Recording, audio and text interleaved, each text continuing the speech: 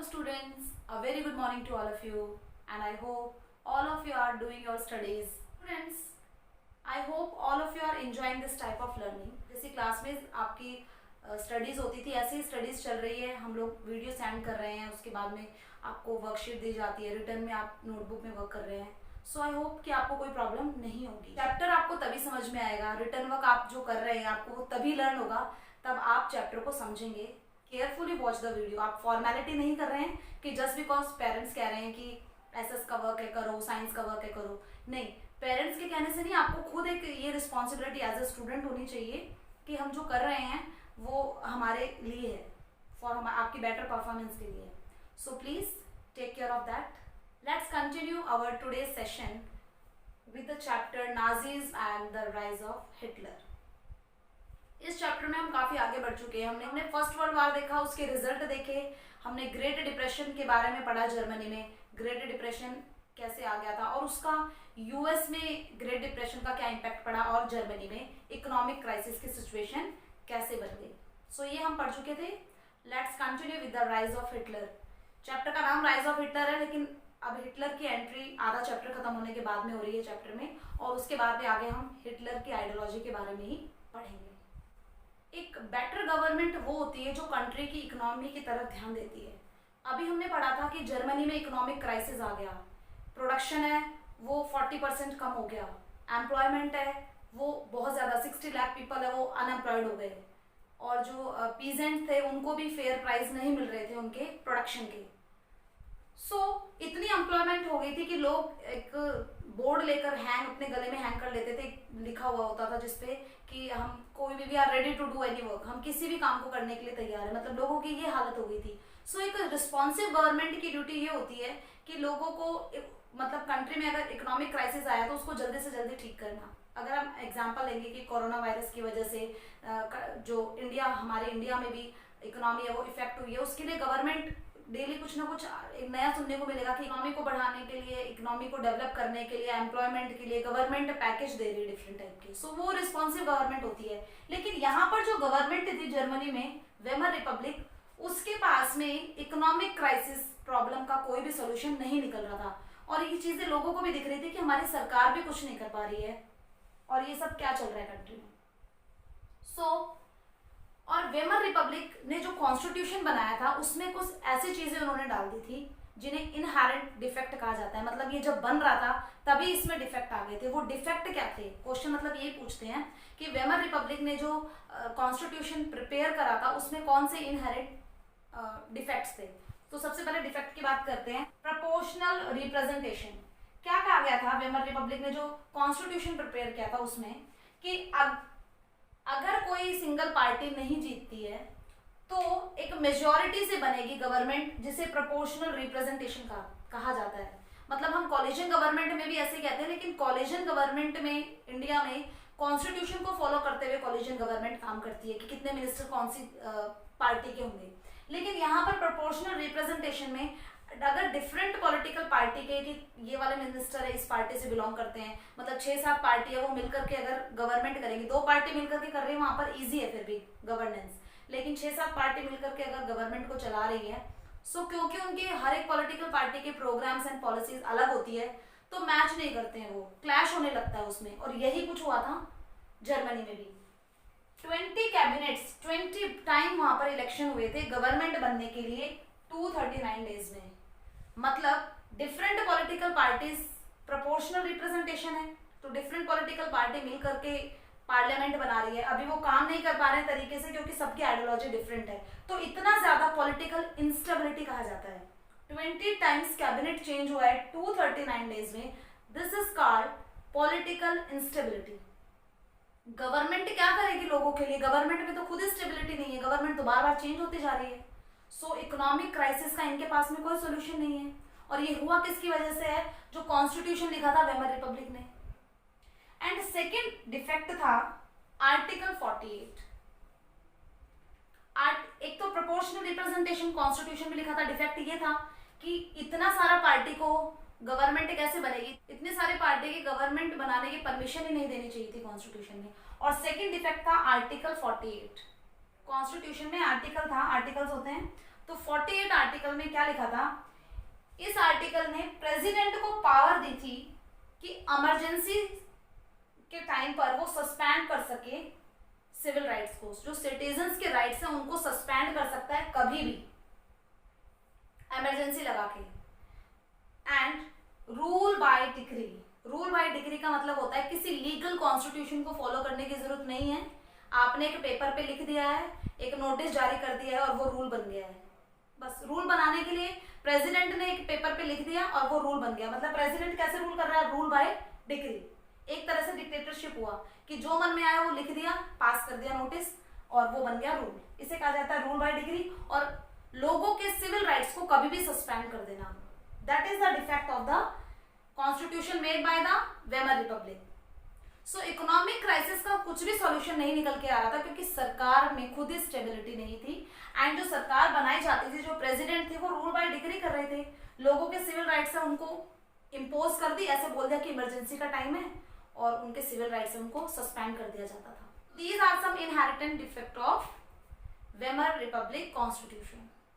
So economic crisis and political instability की वजह से people lost their confidence in democratic parliamentary system. ये जो पार्लियामेंट्री सिस्टम था made by the Weimar Republic, इस पर से लोगों का विश्वास अब पूरी तरह से हट चुका था क्योंकि उनकी प्रॉब्लम का सॉल्यूशन नहीं हो पा रहा था। एंड सिचुएशन ऑफ डिक्टेटरशिप, जब पॉलिटिकल इंस्टेबिलिटी आ जाती है किसी कंट्री में, गवर्नमेंट ज्यादा पावरफुल नहीं होती, इतनी स्ट्रांग नहीं होती, तो वहां पर डिक्टेटरशिप आने के चांसेस होते हैं और ऐसा हुआ भी। डिक्टेटरशिप यहाँ पर आएगी, आगे हम रीड करेंगे। सो अब यहाँ पर राइज ऑफ हिटलर की जरूरत पड़ती है पढ़ने की कि हिटलर का राइज कैसे हुआ। ये सारी सिचुएशन क्रिएट हो रही है जर्मनी में। इसके बाद में हिटलर है, उनका राइज होता है कैसे, सुनिए एक बार। हिटलर का बैकग्राउंड देख लेते हैं। Hitler was born in 1889 in Austria. Austria is a neighboring country. This is Germany and this is Austria. Austria is a neighboring country of Germany. Germany में, ऑस्ट्रिया में ये बॉर्न हुए थे और इनकी जो फैमिली थी उसके बाद में शिफ्ट हो गई थी जर्मनी में। ऑस्ट्रिया से जर्मनी में शिफ्ट हो गई थी इनकी फैमिली, क्योंकि हमने पहले भी पढ़ा था जब हम फर्स्ट वर्ल्ड वार पढ़ रहे थे कि एक एम्पायर था। सो ये एम्पायर पूरा ऑस्ट्रियन एम्पायर था जिसमें जर्मनी ऑस्ट्रिया मतलब अच्छे रिलेशन थे इनके आपस में। तो एक कंट्री से दूसरी कंट्री में कोई भी जाकर के रह सकता है क्योंकि पूरा एम्पायर है। तो कैसर विलियम जो यहाँ के किंग थे उनके अंडर में एम्पायर था। सो ऑस्ट्रिया से इनके पेरेंट्स है वो शिफ्ट हो गए जर्मनी में। Enrolled himself in army during first world war, और जब फर्स्ट वर्ल्ड वार हुआ तो पार्टिसिपेट भी किया था हिटलर ने जर्मनी की तरफ से एज अ सोल्जर पार्टिसिपेट किया था। And won medals for bravery, और इन्होंने यहाँ पर एक मैसेंजर का काम किया था जो मैसेज पहुंचाता है, और इनकी जो मैसेज सर्विस थी वो बहुत ज्यादा फास्ट थी।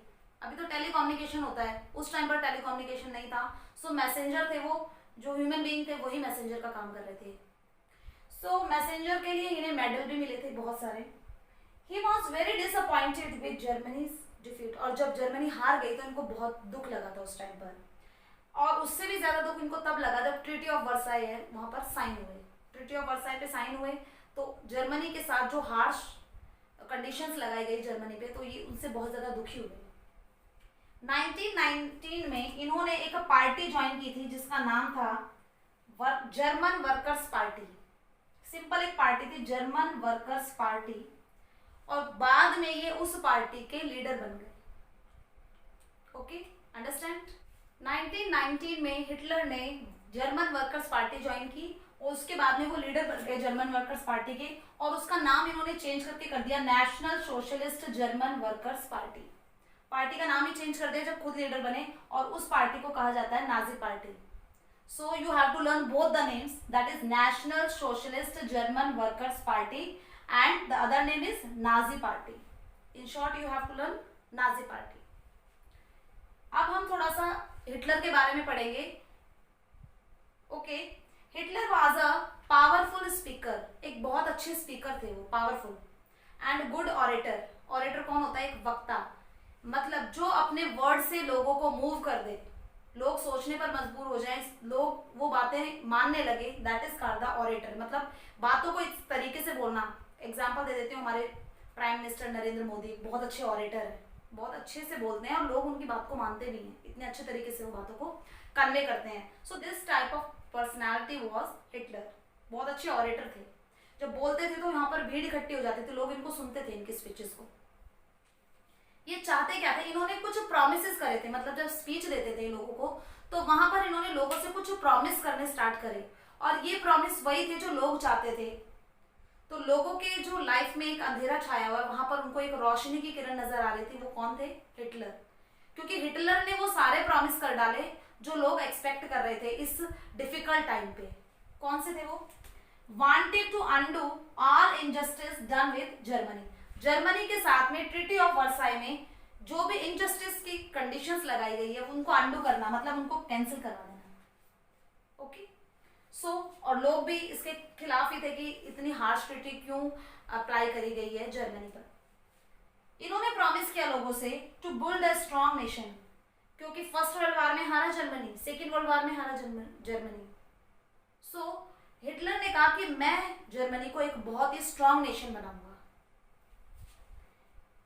weed out all the foreign influence and the conspiracies against Germany. Germany के खिलाफ जितनी भी फॉरेन इन्फ्लुएंस है, जैसे फ्रांस ने ऑक्युपाई कर रखा राइनलैंड को, या कॉल डिपॉजिट, आयरन डिपॉजिट, तो डिफरेंट डिफरेंट कंट्री की आर्मी है, उन्होंने ऑक्युपाई कर रखा जर्मनी के प्लेसेस को। सो इन्होंने कहा कि फॉरेन इन्फ्लुएंस को वीड आउट, उखाड़ फेंकना। वीड आउट होते हैं ना, वीड्स होते हैं जो पौधे होते हैं, उनमें अनवांटेड जो प्लांट्स होते हैं, जो आपके फार्म है, खेत है, उस पर अनवांटेड प्लांट्स होते हैं, उनको आप वीड बोलते हैं। तो वीड को भी आप बाहर निकाल करके फेंक देते हैं, अनवांटेड है, उनकी कोई जरूरत नहीं है। ऐसे ही फॉरेन इन्फ्लुएंस, उन्होंने कहा था जो भी हमारे खिलाफ षड्यंत्र रच रहे हैं, जो भी हमारे खिलाफ साजिश रची जा रही है, और जो भी जो फॉरेन इन्फ्लुएंस है हमारे जर्मनी पर, उनको वीड आउट कर दूंगा, मैं खत्म कर दूंगा पूरी तरह से। ये हिटलर ने प्रॉमिस किया था लोगों से, and he had a plan and his own vision to achieve it. उसने कहा कि मेरे अपने प्लान हैं और उन प्लान को कैसे अचीव करना है उसके लिए भी मेरा विजन अलग है। यानी हिटलर के अपने प्लान थे और उन प्लान को सक्सेसफुल बनाने के लिए इसके पास में विजन भी था। मतलब ये ऐसी प्लानिंग थी इसके पास में कि जो मेरे प्लान है वो सक्सेस हो जाए। So these are the promises made by Hitler to the people of Germany. Question आता है 3 मार्क्स का कि कौन से प्रॉमिसेस करे थे हिटलर ने लोगों से। So these are the promises. Employment, अब क्योंकि हिटलर को भी ये लगने लगा था कि लोग मुझसे इंप्रेस हो रहे हैं, तो हो सकता है कि मैं यहाँ का डिक्टेटर लीडर बन जाऊं। सो उसके लिए उसने वर्क करना भी स्टार्ट कर दिया। क्या किया?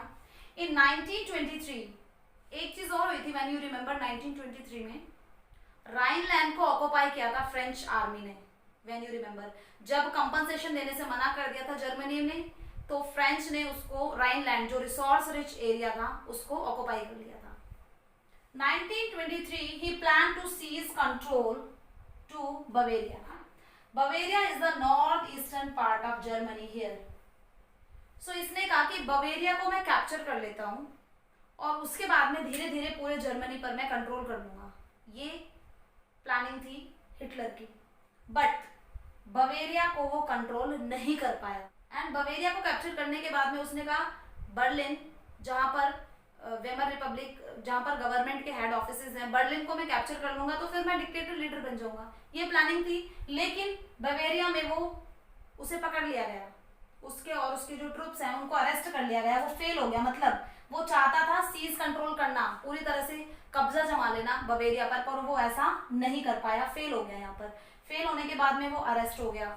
अरेस्ट में उसको 5 इयर्स की प्रिजन के लिए, उसने कहा कि ट्रीजन, तुम देश के साथ द्रोह करा है, तुमने देशद्रोह करा है, इसलिए 5 साल की सजा होगी।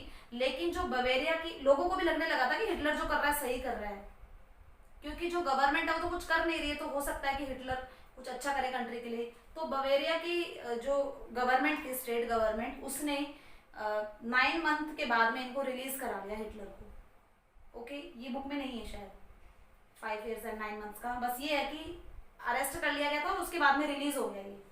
ओके, जब ग्रेट डिप्रेशन का टाइम चल रहा था 1929 से 1932 का, उस टाइम पर जो नाजी पार्टी थी वो बहुत ज्यादा वर्क कर रही थी लोगों में फेमस होने के लिए। So Nazis become a mass movement बन चुके थे, लोग इनको पहचानने लगे थे। अब 1928 में इलेक्शन होते हैं, रिचस्टैग पार्लियामेंट, आपको याद हो तो, वेमर रिपब्लिक की रिचस्टैग में जर्मनी की नाजी पार्टी गॉट 2.6% वोट्स इनको मिले, जो कि बहुत कम है।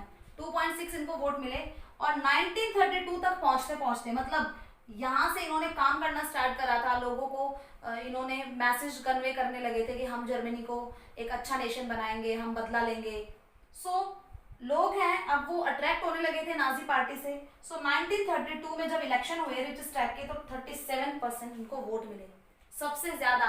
वो पॉलिटिकल पार्टी थी नाजी पार्टी जिसको पार्लियामेंट में सबसे ज्यादा वोट मिले। सो अब आप देख रहे होंगे कि कैसे इन्फ्लुएंस हो रहा है हिटलर का जर्मनी के लोगों पर। हिटलर ने अब एक नई टाइप की जो पॉलिटिक्स है उसको फॉलो करना स्टार्ट किया, जो सबसे अलग थी। किसी भी पॉलिटिकल पार्टी, कोई भी पॉलिटिकल पार्टी ऐसी टैक्टिक्स यूज नहीं कर रही थी, वो हिटलर ने यूज करी। Using ritual and spectacle for mass mobilization, लोगों को प्रभावित करने के लिए, मास मोबिलाइजेशन, बहुत सारी जनता को प्रभावित करने के लिए उसने रिचुअल एंड स्पेक्टिकल ऐसी चीजें करी कि लोग बहुत ही अट्रैक्ट होकर के देखें, एंड एक रीति रिवाज की तरह, एक स्पेक्टिकल, लोग अट्रैक्ट होकर के देखें उस चीज को। रिचुअल मतलब बहुत एक मैनेज में, एक रीति की तरह, एक रिवाज की तरह किसी चीज को फॉलो किया। मैसिव रैली करी उसने, रैलीज करी बहुत सारे, मतलब जो नाजी पार्टी के वर्कर थे वो रैली निकालते थे। पब्लिक मीटिंग, लोगों के पास में जाकर के उसने स्पीच दिया, मीटिंग, लोगों को इकट्ठा करा उसने। मैंने बताया था ऑरेटर था बहुत अच्छा, तो बहुत सारे उसने प्रोमिस कर डाले लोगों से। रेड बैनर, स्वास्तिक, उसका जो फ्लैग था वो रेड कलर का था और उसमें स्वास्तिक का साइन लाइक दैट बना हुआ होता था उनके फ्लैग में। एंड नाजी सैल्यूट, एक अलग टाइप का सैल्यूट होता था जो सारे नाजी वर्कर करते थे, लाइक दैट, आगे हाथ करके ऐसे, that is the salute. Ritualised round of applause, round of applause, clapping, एक रिचुअलाइज्ड वे में क्लैपिंग होती थी, मतलब साउंड जो एक जैसे क्रिएट करे, एक 1 2 1 2 1 1 2 1 2 1 लाइक दैट। क्लैपिंग करने के भी अलग से तरीके थे। सो इस तरह से हम कहेंगे हर एक, जब रिचस्टैग में 1932 में उसको सबसे ज्यादा वोट मिले, तो अब हिटलर को लगने लगा कि अब मेरी जो जगह है लोगों के दिल में बन गई है। तो उसने सारी चीजों को एक प्लान वे में किया ताकि लोग अट्रैक्ट हो उससे। स्किलफुली हिटलर, एक स्किल की तरह से ये स्किल यूज करके हिटलर है वो मसीहा बन गया लोगों का, जो प्रॉब्लम से, जिसे सॉवियर कहते हैं, प्रॉब्लम से जो छुटकारा दिलाता है, लोगों को प्रॉब्लम से निकालता है, मसीहा बन गया वो लोगों का। ये वर्ड यूज है आपकी एनसीईआरटी बुक में। एंड उसने कैप्चर कर लिया लोगों की इमेजिनेशन को, मतलब लोग क्या इमेजिन कर रहे हैं, मैं लोगों को वही बोलता हूँ तो लोग मेरे को फॉलो करेंगे। लोग इमेजिन कर रहे हैं एक ऐसी जर्मनी को जो स्ट्रांग हो, जहाँ पर इकोनॉमिक कंडीशन अच्छी हो, जहाँ पर एम्प्लॉयमेंट हो, ये सब कुछ लोग इमेजिन कर रहे थे और वही इसने लोगों से प्रॉमिस करे। And sense of dignity shattered, उनकी जो डिग्निटी थी वो शैटर्ड, बिखर चुकी थी, उनकी जो एक रिस्पेक्ट थी, जब ट्रीटी ऑफ वर्साई हुआ तो उनकी जो रिस्पेक्ट थी वो खत्म हो चुकी थी। इसलिए ऐसे लोगों को उसने उनकी इमेजिनेशन को पढ़ना स्टार्ट कर दिया हिटलर, और उनसे प्रॉमिस करे जैसा वो चाहते थे। सो इस तरह से हम कहेंगे कि हिटलर ने जो लोग थे उनको मूव कर दिया, उनके जो माइंड में, शेप देयर माइंड्स, उनके माइंड को चेंज कर दिया। मतलब हिटलर जो लोगों को दिखाना चाह रहा था लोगों को वैसा ही दिख रहा था। और अब हिटलर ने जर्मनी की डेमोक्रेसी को डिस्ट्रक्ट करना स्टार्ट करा एक प्लान वे में। क्या हुआ देखिए, 30 जनवरी 1933 प्रेसिडेंट हिंडरबर्ग, प्रेसिडेंट थे जर्मनी में हिंडरबर्ग, उन्होंने चांसलरशिप दे दी हिटलर को। चांसलरशिप क्या होता है, चांसलर कौन होते हैं, सारे जो मिनिस्टर्स होते हैं उनके हेड होते हैं चांसलर। सो चांसलरशिप मिल गई हिटलर को क्योंकि सबसे ज्यादा वोट उनकी पार्टी को मिले थे, तो उन्होंने कहा चलो मिनिस्टर का हेड भी हिटलर को ही बना देते हैं। हिटलर बन गए political leader of all ministers. Okay, then अगर हम इंडिया की बात करें तो हेड ऑफ द स्टेट हमारे प्रेसिडेंट है and head of the government हमारे प्राइम मिनिस्टर है। सो इंडिया में प्राइम मिनिस्टर के पास में प्रेसिडेंट से ज्यादा पावर है। तो ऐसे ही जर्मनी की बात करें तो प्रेसिडेंट है हेड ऑफ द स्टेट, लेकिन हेड ऑफ द गवर्नमेंट यहाँ पर चांसलर है, यानी प्रेसिडेंट कुछ भी करेंगे तो कंसल्टेशन लेंगे वो चांसलर का। सो यानी कि हिटलर को एक बहुत बड़ी पोजीशन अब मिल चुकी थी। हिटलर शैटर्ड डिसमैंटलिंग डेमोक्रेसी, और हिटलर ने धीरे धीरे डेमोक्रेसी को हटाना स्टार्ट कर दिया। कैसे, mysterious fire in the German parliament, German parliament में एक मिस्टीरियस फायर हो जाती है पार्लियामेंट में फरवरी 1933 में। अब देखिए जनवरी में तो बना ही है, फरवरी 1933 में यहाँ पर उनके जो रिच स्टैक थे उसमें आग लग जाती है। बुक में कुछ नहीं दे रखा है, एक सस्पेंस है कि आग कैसे लगी है। ऐसा माना जाता है कि बाद में जब जो इन्वेस्टिगेशन हुआ था कि जो नाजी पार्टी के जो वर्कर्स थे उन्होंने ही यहाँ रिच स्टैक को बर्न किया था, और वो चाहते थे कि नाम किसका है, दूसरी जो पार्टी है स्पार्किस्ट पार्टी या कम्युनिस्ट पार्टी या दूसरी कोई भी पार्टी है उनका नाम आ जाए कि इन्होंने ऐसा किया है, क्योंकि जो हिटलर है उनको चांसलरशिप मिल गई है। ओके, उसके बाद में फायर डिक्री ऑफ 28 फरवरी 1933 में क्या कहा गया? फायर डिक्री मतलब एक लोगों के जो राइट्स हैं उनको सस्पेंड कर दिया। क्यों?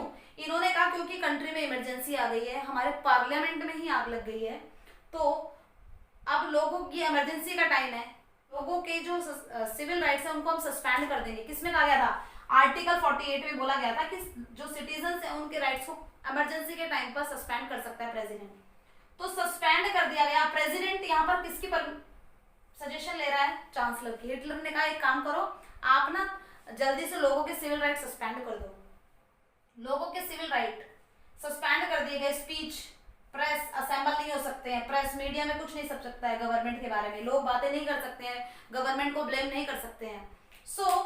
ये जो राइट्स थे ये ले लिए गए लोगों से, इसे बोला गया fire decree. Decree by rule में हमने पढ़ा था, कुछ भी लिख दिया तो इन्होंने भी एक नोटिस निकाल दिया कि क्योंकि इमरजेंसी हो गई है, रिच स्टैक में आग लग गई है, इसलिए हम आपके राइट्स है उनको छीन रहे हैं। और ये किसके कहने पर हो रहा था सब कुछ? ये हिटलर के कहने पर हो रहा था। जर्मनी में अब फाइनली ऐसी कंडीशन बन गई कि यहाँ पर डिक्टेटरशिप आएगी, जैसा हिटलर ने सोचा था अब वो होने जा रहा था। The enabling act of 3 March 1933। Hitler ने 3 मार्च 1933 में, जनवरी में तो बना ही था वो लास्ट में जनवरी के चांसलर, और मार्च तक आते आते उसने एक एक्ट पास कर दिया, इनेबलिंग एक्ट। और ये इनेबलिंग एक्ट का मतलब है कि अब जर्मनी में डिक्टेटरशिप आ गई है। Enabling act establish dictatorship in Germany. Germany में डिक्टेटरशिप लाने के लिए कौन सा एक्ट था? इनेबलिंग एक्ट ऑफ 3 मार्च 1933। इसमें क्या कहा गया? Hitler sideline parliament. हिटलर ने पार्लियामेंट को साइड में कर दिया एंड इसने कहा मैं रूल बाय डिक्री करूंगा, जो मैंने लिख दिया वही रूल बन गया, जो मैंने बोल दिया वही रूल बन गया। किसी लीगल फॉर्मेशन की जरूरत उसमें नहीं है, फॉर्मेलिटी करने की जरूरत नहीं है, किसी से पूछने की जरूरत नहीं है, जो मैं बोलूंगा वही रूल बनेगा। That is the dictatorship. Political parties और ट्रेड यूनियंस को बैन कर दिया कि कोई भी अपना ग्रुप नहीं बना सकता, अब कोई पॉलिटिकल पार्टी नहीं होगी, बस एक ही पार्टी रहेगी। कौन सी? नाजी पार्टी या एफिलिएट्स, जो नाजी पार्टी को सपोर्ट कर रही है वो पार्टी और नाजी पार्टी ही रहेगी जर्मनी में, बाकी कोई पॉलिटिकल पार्टी नहीं होगी, ना ही कोई अपनी ट्रेड यूनियंस बना सकते हैं, क्योंकि ट्रेड यूनियन बाद में पॉलिटिकल पार्टी बन जाती है इसलिए। और economy, media, army and judiciary पर किसका कंट्रोल होगा? हिटलर का कंट्रोल होगा। मीडिया वही दिखाएगी जो हिटलर चाहेगा, आर्मी वैसा ही करेगी जो हिटलर कहेगा, जुडिशियरी वही फैसला सुनाया जाएगा जो हिटलर कहेगा, एंड इकोनॉमी, देश को कैसे चलाना है, देश की इकोनॉमी को कैसे चलाना है, कौन करेगा, उस पर किसका कंट्रोल है? हिटलर का। इसे ही कहते हैं डिक्टेटरशिप। और फाइनली ये डिक्टेटरशिप एस्टैब्लिश हो गई जर्मनी में। तो इकोनॉमी, मीडिया, आर्मी, जुडिशियरी किसके कंट्रोल में आ गई? स्टेट के कंट्रोल में आ गई। स्टेट यहाँ पर, स्टेट का मतलब हिटलर है, हिटलर ही अब सब कुछ है जर्मनी के लिए। सो फाइनली हिटलर ने डिक्टेटरशिप एस्टैब्लिश कर दी जर्मनी में। Students, these topics are all about for today's class and I hope all of you understand them. Friends, before writing the notes, watch carefully the video, क्योंकि notes आपको तभी समझ में आएंगे तब आप वीडियो को अच्छे से देखेंगे। And do your work on time. Obey your parents. Stay at home. Stay safe. Thank you.